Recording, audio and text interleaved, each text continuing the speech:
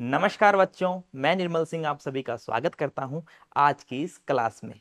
आज हम पढ़ने वाले हैं कक्षा 9 का अध्याय 1 जिसका नाम है फ्रांसीसी क्रांति। इस अध्याय का भाग 2 है क्रांति की शुरुआत। इस पूरे अध्याय में हम जानने वाले हैं कि फ्रांस की क्रांति किस प्रकार से होती है, फ्रांस का समाज किस प्रकार से विभाजित होता है, फ्रांस में लोग स्वतंत्रता और समानता की मांग क्यों करते हैं, फ्रांस में समाज के किस वर्ग के साथ असमानता का व्यवहार किया जाता है। सारी बातें हम जानने वाले हैं।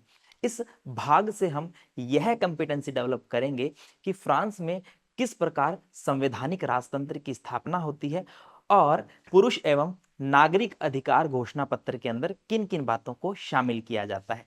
चलिए तो शुरू करते हैं हमारा आज का भाग जिसका नाम है क्रांति की शुरुआत।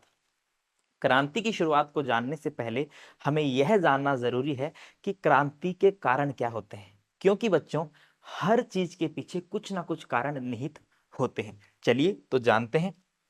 देखिए, हम बात कर रहे हैं फ्रांस की क्रांति की।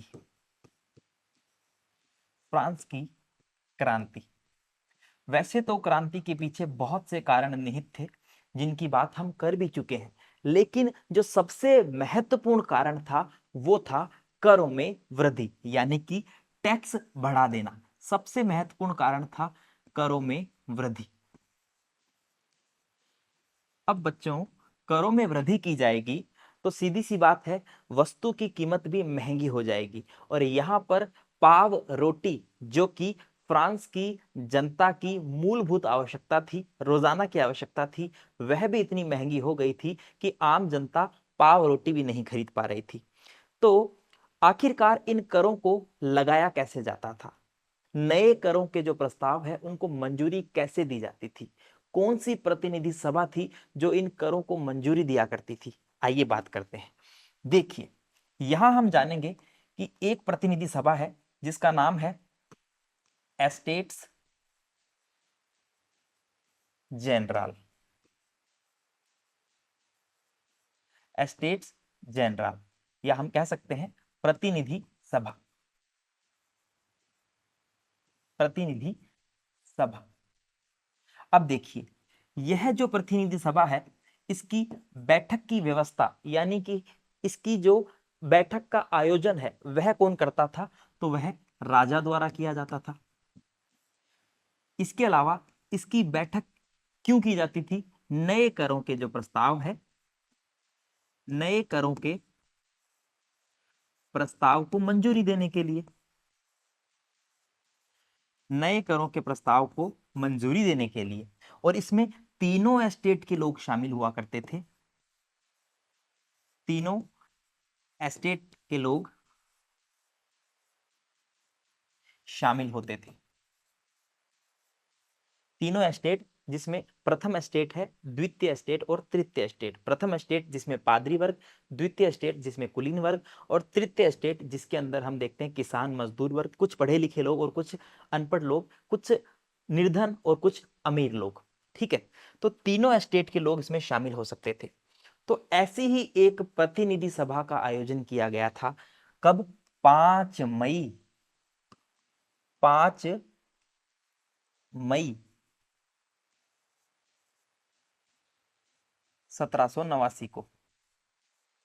5 मई 1789 को ऐसी ही एक प्रतिनिधि सभा का, एस्टेट जनरल का आयोजन किया जाता है, जिसके अंदर प्रथम और द्वितीय, पहले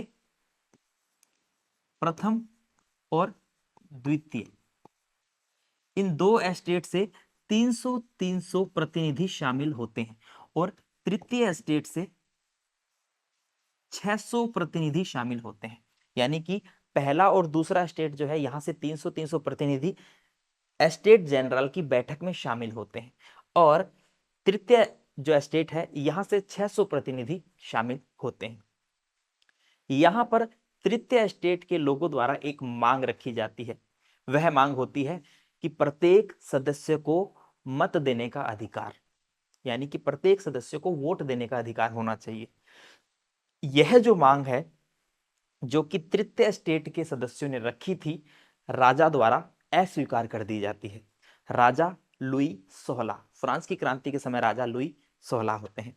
राजा द्वारा इस मांग को अस्वीकार करने पर तृतीय स्टेट के जो लोग हैं वह बड़े ही क्या हो जाते हैं, क्रोधित हो जाते हैं, और फिर वह एक शपथ लेते हैं, जिसे क्या कहते हैं, इस शपथ को कहेंगे टेनिस कोर्ट की शपथ। टेनिस कोर्ट की शपथ, जो कि 20 जून 1789 को ली जाती है।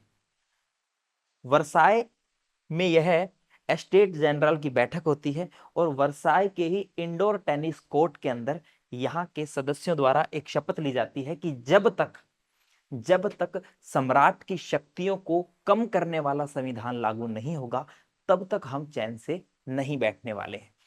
तो इस वजह से क्रांति शुरू होती है और इसी का फिर एक परिणाम हम देखते हैं 14 जुलाई 1789 को बास्तिल के दुर्ग का पतन, और बास्तिल के दुर्ग के पतन के साथ ही क्रांति की शुरुआत हो जाती है। चलिए तो इन्हीं बातों को हम आगे जानने वाले हैं।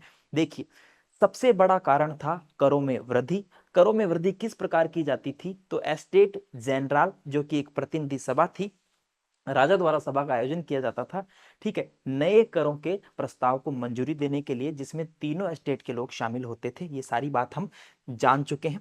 यह एक राजनीतिक संस्था थी, ये आपको पता होना चाहिए। चलिए, यहां पर आप तस्वीर में देख पा रहे हैं 5 मई 1789 को एस्टेट जनरल की बैठक आप देख सकते हैं। देखिए, इससे पूर्व 1614 में अंतिम बैठक होती है।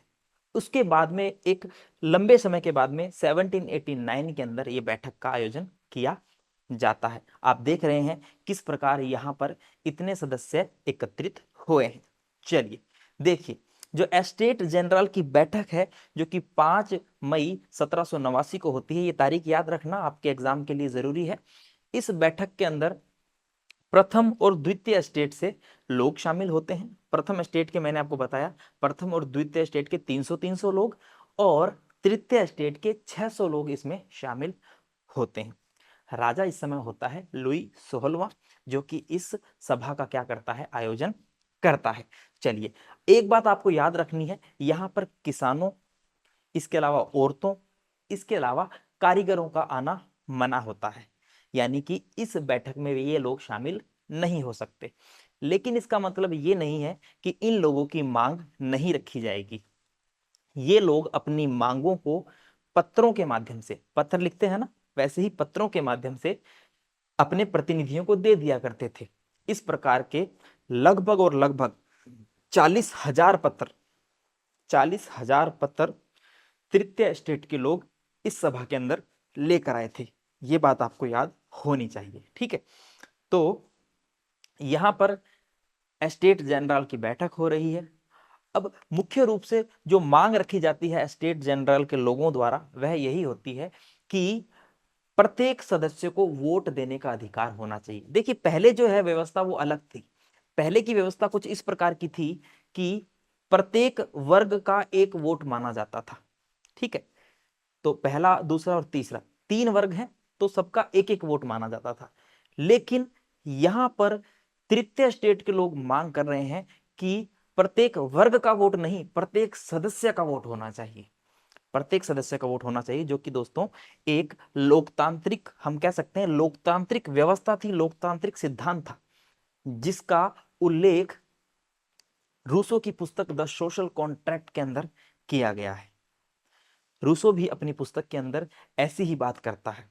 तो यही बात तृतीय स्टेट के लोगों ने भी रखी थी, सभी सदस्यों को मत देने का अधिकार होना चाहिए।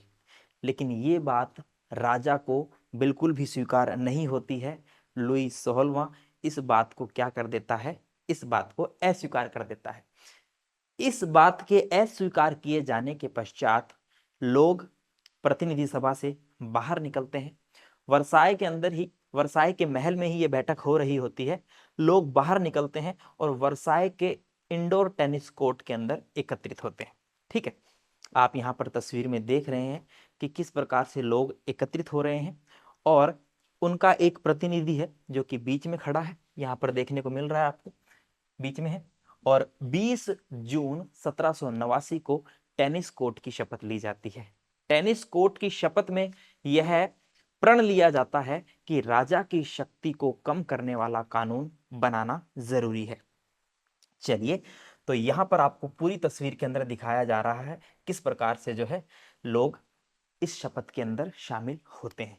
देखिए, यहां पर आप तस्वीर में देख रहे हैं, ये जो तस्वीर है ये बनाई गई है जाक लुइक डेविड द्वारा।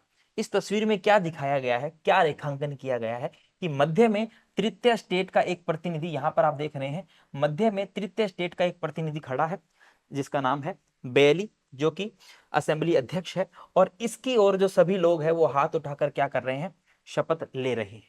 ठीक है, तस्वीर आप देख पा रहे हैं अच्छे से। चलिए, तो यह थी टेनिस कोर्ट की शपथ। बच्चों, इसे आप जरूर याद रखना, यह भी आपके परीक्षा के दृष्टिकोण से बेहद जरूरी है। टेनिस कोर्ट की शपथ ली जाती है, और टेनिस कोर्ट की शपथ लेते समय आप ये देखिए कि इन लोगों का नेतृत्व कौन कर रहा है। यानी कि जब कोई व्यक्ति अगर कोई कार्य को अंजाम देगा, किसी बड़े कार्य को अंजाम देना चाहेगा, तो वहां कोई ना कोई नेतृत्वकर्ता होना चाहिए। नेतृत्व क्षमता किसमें थी, तो यहाँ पर तृतीय स्टेट के लोगों का नेतृत्व करने के लिए कौन शामिल थे, एक तो मिराबो और एक आबे सिए। मिराबो जो कि कुलीन वर्ग से संबंधित थे, और आबे सिए जो कि स्वयं एक पादरी थे। मिराबो ने सामंती विशेषाधिकारों का क्या किया था, विरोध किया था, और जो आबे सिए हैं यह एक पंपलेट लिखते हैं जिसका शीर्षक होता है तृतीय स्टेट क्या है। इस पंपलेट के माध्यम से यह क्या करते हैं, इस आंदोलन को और गति देते हैं, प्रचार प्रसार करते हैं। तो इन दोनों का नाम आपको याद रखना है। चलिए, तो लोग जो है वो सारे फिर दोस्तों एकत्रित होते हैं, क्रांति धीरे धीरे धीरे धीरे आगे बढ़ती है, और एक बड़ी घटना घटित होती है जिस घटना का नाम है बास्तील के दुर्ग का पतन। लोग एकत्रित हो जाते हैं, जनसेना का गठन करते हैं, और सरकारी भवनों में प्रवेश करते हैं। इसी के अंदर एक पेरिस के अंदर भवन है जिसका नाम था बास्तील का किला, या बास्तील का दुर्ग कह सकते हो। 14 जुलाई 1789 की बात है। तो इस दिन जो है आक्रोश में आई हुई भीड़ ने बास्तील के दुर्ग का पतन कर दिया। तस्वीर आप देख सकते हैं। चलिए, तो धीरे धीरे धीरे धीरे जो विद्रोह है वो फैलना शुरू हुआ, जो भय की लहर है वो फैलनी शुरू होती है। आप यहां मानचित्र में क्या देख रहे हैं, मानचित्र में जो हरा वाला जो क्षेत्र है, ये हरा हरा जो क्षेत्र है प्यारे बच्चों, ये क्षेत्र भय की लहर से अप्रभावित क्षेत्र है। और वहीं आपको ऑरेंज कलर का जो हिस्सा दिखेगा, यह हिस्सा वो है जहां भय की लहर पहुंच चुकी थी। यानी कि 1789 की शुरुआत में जो विद्रोह वाले क्षेत्र हैं वो यह क्षेत्र थे। धीरे धीरे धीरे धीरे विद्रोह फैलना शुरू होता है, एक जगह से दूसरी जगह प्रचार प्रसार होता है। ठीक है, चलिए, तो आखिरकार क्रांति का परिणाम क्या हुआ। अब क्रांति का परिणाम यह होगा कि राजा को संविधान को बनाने की मंजूरी देनी पड़ेगी। एक ऐसा संविधान जिसमें राजा अब अपनी मर्जी से काम नहीं कर सकता, यानी कि राजा की शक्तियों पर अंकुश लगाने वाला संविधान। फाइनली लुई 16 द्वारा नेशनल असेंबली को मान्यता यहाँ पर दी जाती है, और सत्ता पर संविधान का जो अंकुश है वो स्वीकार कर लिया जाता है। यानी कि पहले सत्ता पर राजा का अंकुश था, राजा अपनी मनमानी करता था, लेकिन अब सत्ता पर संविधान का अंकुश है। यानी कि अब जो काम होगा वो संविधान को ध्यान में रखते हुए होगा। इसी के साथ ही धार्मिक कर समाप्त कर लिए जाते हैं, और हम देखते हैं कि लगभग 60% भूमि जो कि चर्च के अधिकार में होती है और कुलीन वर्ग के अधिकार में होती है, तो उस भूमि पर क्या होता है, चर्च के स्वामित्व वाली भूमि को भी जब्त कर लिया जाता है। ठीक है, तो लोगों ने क्रांति की, लोगों ने बास्तिल के दुर्ग का पतन किया। फाइनली राजा को समझ में आ गया कि जनता जो है वह अब अपने हितों के लिए लड़ाई लड़ना शुरू कर चुकी है। अब जो है इन्हें इनकी जो मांगे हैं वो माननी ही पड़ेगी, अन्यथा कोई घोर घोर हम कह सकते हैं विद्रोह हो सकता है। तो राजा को यहाँ पर माननी पड़ी शर्तें। चलिए, तो आगे देखते हैं। यहां पर हम देख रहे हैं कि फ्रांस में एक संवैधानिक राजतंत्र बनकर सामने आता है, जिसके अंदर जो शक्तियां हैं उनका अब विभाजन हो चुका है ना। यानी कि जो शक्तियां एक व्यक्ति के हाथ में है, अब एक व्यक्ति के हाथ में शक्ति होगी तो वो व्यक्ति निरंकुश हो जाएगा। अब शक्तियों का जो है विभाजन वह हो चुका है, वह विधायिका, कार्यपालिका और न्यायपालिका के बीच में शक्तियों का विभाजन किया जा चुका है। देखिए, यह जो संविधान है यह 1791 में पूरे संविधान का प्रारूप बनकर तैयार हो जाता है और यहाँ पर इस विभाजन के माध्यम से जो सम्राट है उसकी शक्तियां अब सीमित हो जाती है। ठीक है, ये बात आपको याद रखनी है, शक्तियों का विभाजन। देखिए, तो यहां पर हम इसे समझने का प्रयास करेंगे। एक तरफ है न्यायपालिका, एक तरफ है कार्यपालिका और एक तरफ है विधायिका। इन तीनों में जो है शक्तियों का विभाजन होता है। देखिए, यहां पर जो विधायिका है, विधायिका के जो सदस्य हैं इनका जो चुनाव हो रहा है वो अप्रत्यक्ष तरीके से हो रहा है। कैसे? देखिए, सबसे पहले जो सक्रिय नागरिक है, यहां पर आपको यह भी याद रखना है कि कुछ सक्रिय नागरिक है और कुछ असक्रिय नागरिक है, जो या हम कह सकते हैं निष्क्रिय नागरिक है। जो सक्रिय नागरिक है उन्हें ही वोट देने का अधिकार था। ठीक है, जो निष्क्रिय नागरिक है उन्हें वोट देने का अधिकार नहीं था, याद रखिएगा।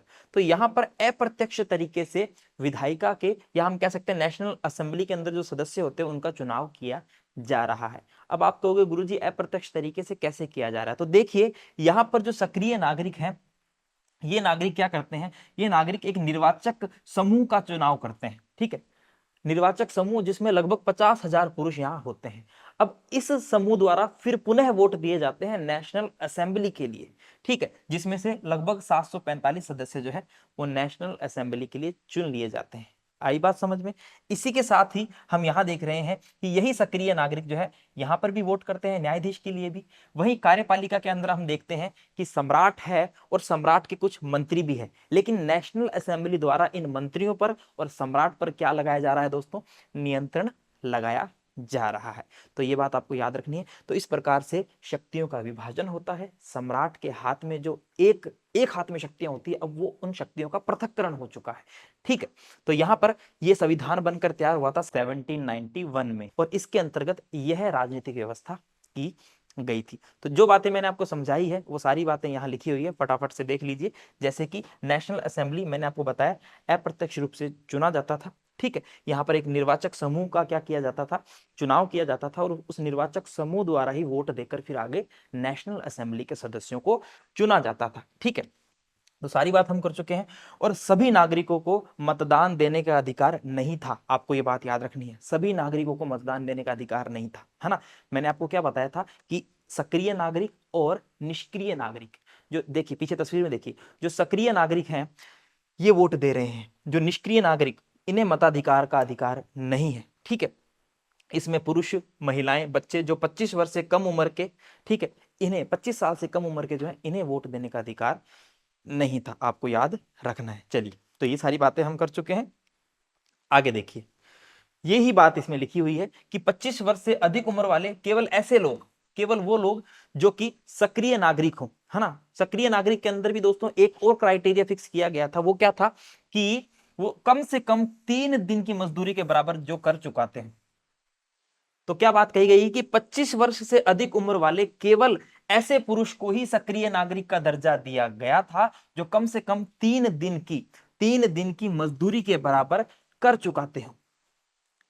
ठीक है, इसके अलावा शेष पुरुष और महिलाएं जो थे वो निष्क्रिय नागरिक थे, यानी कि उनको वोट देने का अधिकार नहीं था। आगे देखिए, संविधान पुरुष एवं नागरिक अधिकार घोषणा पत्र के साथ शुरू होता है। अब पुरुष एवं नागरिक अधिकार घोषणा पत्र को जानना जरूरी है। ये वो घोषणा पत्र था जिनमें पुरुष एवं नागरिकों की स्वतंत्रता की, उनके साथ समानता की, ठीक है, उनके साथ कानूनी समानता की बात की गई थी। यही था पुरुष एवं नागरिक अधिकार घोषणा पत्र। ठीक है, कुछ ऐसे हम कह सकते हैं कुछ ऐसी स्वतंत्रताएं थी, कुछ ऐसे अधिकार थे जिनकी रक्षा करना राज्य का दायित्व होता था। ठीक है, कुछ ऐसी नैसर्गिक और अहरणीय अधिकार थे जिनकी रक्षा राज्य द्वारा की जाती थी, जैसे कि जीवन का अधिकार यानी कि जीने का अधिकार सबको होता है। इसके अलावा कानून के बराबरी का अधिकार यानी कि प्रत्येक व्यक्ति को कानूनी दृष्टिकोण से समान नजर से देखा जाए, किसी के भी साथ कानूनी रूप से भेदभाव नहीं होना चाहिए, और अभिव्यक्ति की स्वतंत्रता यानी व्यक्ति को अपने विचार को अभिव्यक्त करने की स्वतंत्रता होनी चाहिए। राज्य द्वारा इन अधिकारों की रक्षा की गारंटी दी जानी चाहिए। चलिए, तो पुरुष एवं नागरिक अधिकार घोषणा पत्र की हमने बात की। यहां पर आपको तस्वीर दिखाई दे रही है जिसके अंदर यही स्वतंत्रता से, समानता से, कानून के समक्ष बराबरी से संबंधित नियम लिखे हुए हैं। यहां पर ये पूरा आपको तस्वीर के अंदर दिखाई दे रहा है एक बोर्ड जिसके अंदर बच्चों नियम लिखे गए हैं। यहां पर दो तस्वीरें आपको दिखाई गई है, जिसमें से एक तस्वीर कानून की तस्वीर है और एक तस्वीर जो है वह फ्रांस की तस्वीर है। ठीक है, यह जो तस्वीर आपको दिखाई दे रही है यह कानून को दर्शा रही है। किसको दर्शा रही है? कानून को दर्शा रही है। और यह जो तस्वीर आपको दिखाई दे रही है ये फ्रांस को दर्शा रही है। ठीक है, ये जो रंग दिखाई दे रहे हैं नीला, लाल, ये फ्रांस से संबंधित रंग है। फ्रांस के झंडे के अंदर ये रंग देखने को मिलते हैं। ठीक है, और यह जो रंग दिखाई दे रहा है दोस्तों, यह जो तस्वीर दिखाई दे रही है यह है कानून की तस्वीर। तो देख सकते हैं हम पुरुष एवं नागरिक अधिकार घोषणा पत्र का 1790 में ले बार्लिये द्वारा बनाया गया यह चित्र था। इसमें जो दाईं ओर आपको दिख रहा है वह है फ्रांस की आकृति और जो बाईं ओर है वह है कानून की आकृति। ठीक है, याद रखिएगा। चलिए, और आपको यहां पर एक बात यह भी याद रखनी है कि यहां पर एक व्यक्ति हुए जिनका नाम है जां पाल मरा। इन्होंने एक अखबार लिखा जिसका नाम था लामी द पप्ल, जिसका अर्थ है जनता का मित्र। यहां पर यह जो राजतंत्र, हम कह सकते हैं जो संवैधानिक राजतंत्र बनकर आया था उस पर कुछ टिप्पणी करते हैं। क्या बोलते हैं कि अब जो अधिकार है वो केवल और केवल अमीरों के हाथ में ही है। ऐसा मानना था किनका? ज्यां पाल मरा का। ये क्या बोलते हैं कि जनता के प्रतिनिधि का कार्यभार अमीरों को सौंप दिया गया है। गरीब और शोषितों की दशा केवल शांतिपूर्ण तरीकों से कभी नहीं सुधर सकती। इनका कहने का मतलब है कि शांतिपूर्ण तरीके से कभी भी गरीबों की स्थिति में सुधार नहीं आएगा, उसके लिए कुछ ना कुछ विद्रोह आंदोलन करना पड़ेगा। चलिए, तो हम यहां तक पढ़ चुके हैं कि किस प्रकार आम जनता जो है वह विद्रोह करती है और फाइनली लुई 16 को जो है बात माननी पड़ती है। संवैधानिक राजतंत्र का निर्माण होता है जिसमें कार्यपालिका है, न्यायपालिका है, विधायिका है, शक्तियों का पृथक्करण होता है। राज्य को, जनता को कुछ अधिकार देने पड़ते हैं, कुछ नैसर्गिक और अहरणीय अधिकार देने पड़ते हैं, और कुछ अधिकार होते हैं प्यारे बच्चों पुरुष एवं नागरिक अधिकार घोषणा पत्र। पुरुष एवं नागरिक अधिकार घोषणा पत्र में जो अधिकार दिए गए हैं वो स्वतंत्रता से, समानता से संबंधित है, कानून के समक्ष बराबरी से संबंधित है। चलिए देख लेते हैं। जैसे कि देखिए, पुरुष एवं नागरिक अधिकार घोषणा पत्र, इसमें हम देख रहे हैं आदमी स्वतंत्र पैदा होते हैं, स्वतंत्र रहते हैं और उनके अधिकार समान होते हैं। यानी कि यहां पर सबसे मेन जो बात कही गई है वो कही गई है स्वतंत्रता के अधिकार की। इसके अलावा हर एक राजनीतिक संगठन का लक्ष्य आदमी के नैसर्गिक एवं अहरणीय अधिकारों को संरक्षित रखना है।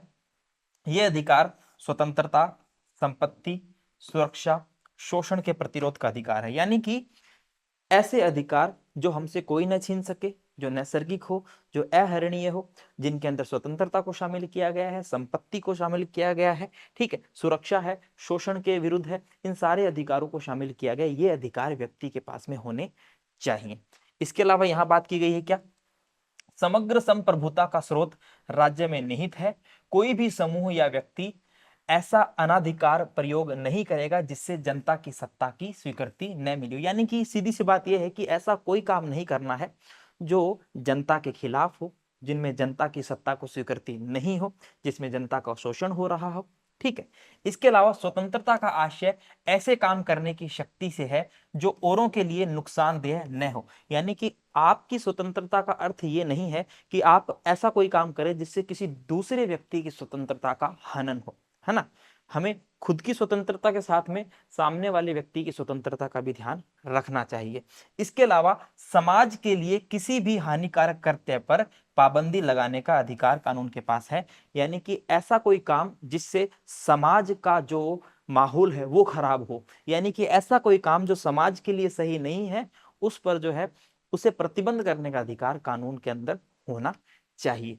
कानून सामान्य इच्छा की अभिव्यक्ति है। सभी नागरिकों को व्यक्तिगत रूप से या अपने प्रतिनिधियों के माध्यम से इसके निर्माण में भाग लेने का अधिकार है। कानून की नजर में सभी नागरिक समान है। तो वही बात है, इसमें समानता की बात की गई है कि कानून के दृष्टिकोण से सभी को समानता का अधिकार होना चाहिए, सभी को कानून निर्माण में समान अधिकार होना चाहिए।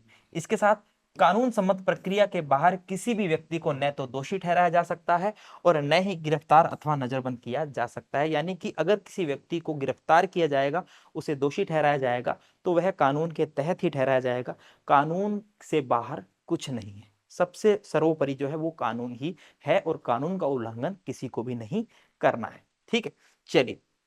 प्रत्येक नागरिक बोलने, लिखने, छापने के लिए आजाद है, लेकिन कानून द्वारा निर्धारित प्रक्रिया के तहत ऐसी स्वतंत्रता के दुरुपयोग की जिम्मेदारी भी उसी की होगी। यानी कि व्यक्ति को बोलने की, लिखने की, छापने की हर स्वतंत्रता दी जाएगी, लेकिन अगर वह अपनी इस स्वतंत्रता का दुरुपयोग करता है तो जो उसे सजा मिलेगी उसका जिम्मेदार वो व्यक्ति स्वयं होगा।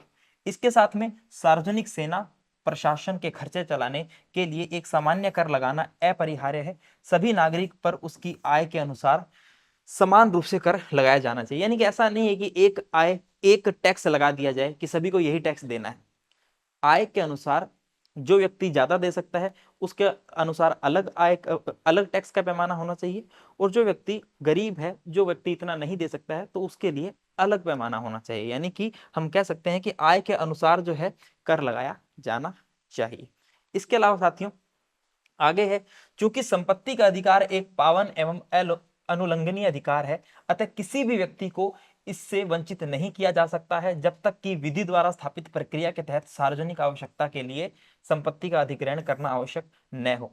ऐसे मामले में अग्रिम मुआवजा जरूर दिया जाना चाहिए। यानी कि देखिए, संपत्ति रखने का अधिकार सबके पास में है, सब व्यक्ति संपत्ति रख सकते हैं। राज्य द्वारा किसी की संपत्ति को जो है हस्तांतरित, या हम कह सकते हैं राज्य द्वारा किसी की संपत्ति पर अधिकार नहीं किया जा सकता।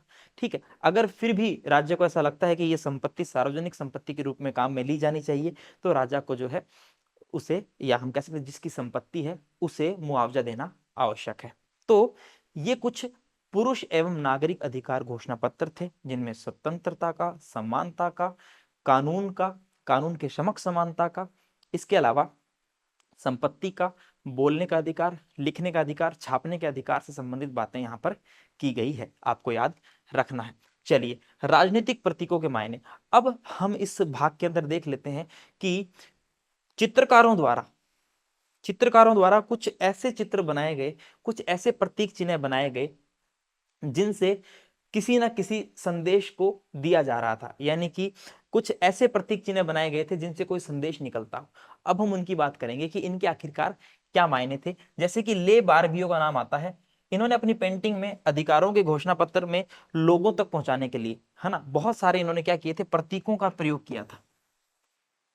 जो अधिकार हैं, जैसे कि पढ़े लिखे लोग हैं, वह अपने अधिकारों को पढ़ लेंगे और जान जाएंगे, लेकिन जो पढ़े लिखे लोग नहीं हैं उन्हें समझाने के लिए प्रतीकों का प्रयोग किया जाएगा।